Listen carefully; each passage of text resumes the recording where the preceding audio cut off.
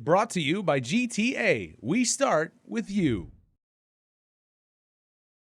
In the past 2 weeks, Chief of Police Steve Ignacio says he has signed off on at least 7 resignations. 7 people is one entire shift at one of the precincts.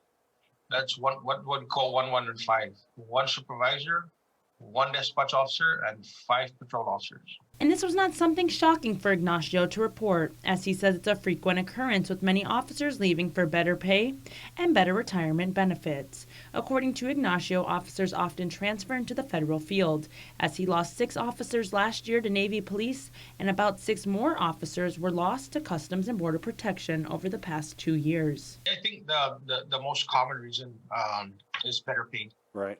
But I mean, what do you expect when you're only paying a police officer $11 an hour?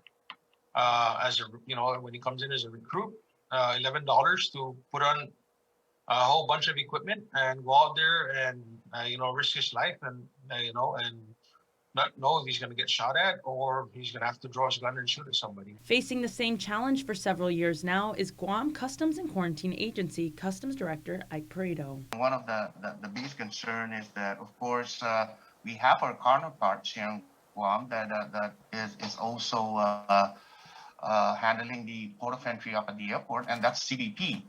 And so a lot of our officers that have really moved on have transferred to the federal side. Just to give an example, last week I just lost 2 officers. One is going to the federal probation, and the other one is going to CBP. Senator James Moylan has introduced legislation in the past and present to find better ways to retain officers and discovered 3 areas of concerns for peace officers amongst 14 GovGuam agencies. 3 issues of concerns came about. First is recruitment.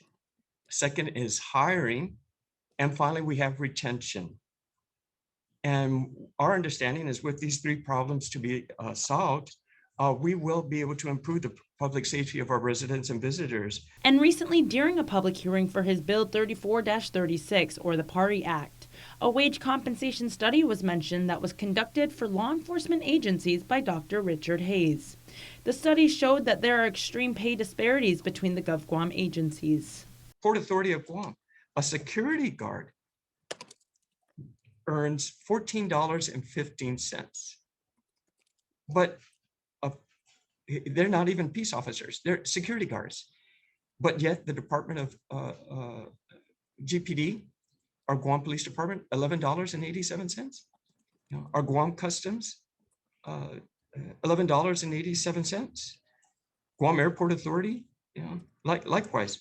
There's discrepancies within our own agencies. Moylan's measure, the PARI Act, would allow the Post Commission the ability to create their own tier schedule and unified pay scale.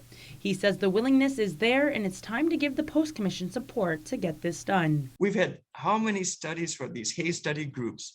It cost the government of Guam $500,000 to get these studies done. They adjust the pay scales in these different agencies, but this is the end result that we have, right? It didn't work, right? We know how to solve the problem within ourselves. And I think with the Post Commission, their expertise, we'll be able to do that. We can have some other study look at it too, eventually down the line. But in the meantime, we can take action today. Senator Moylan is hoping to get the measure on the session floor by June. Reporting for Guam's News Network, I'm Adriana Cotero.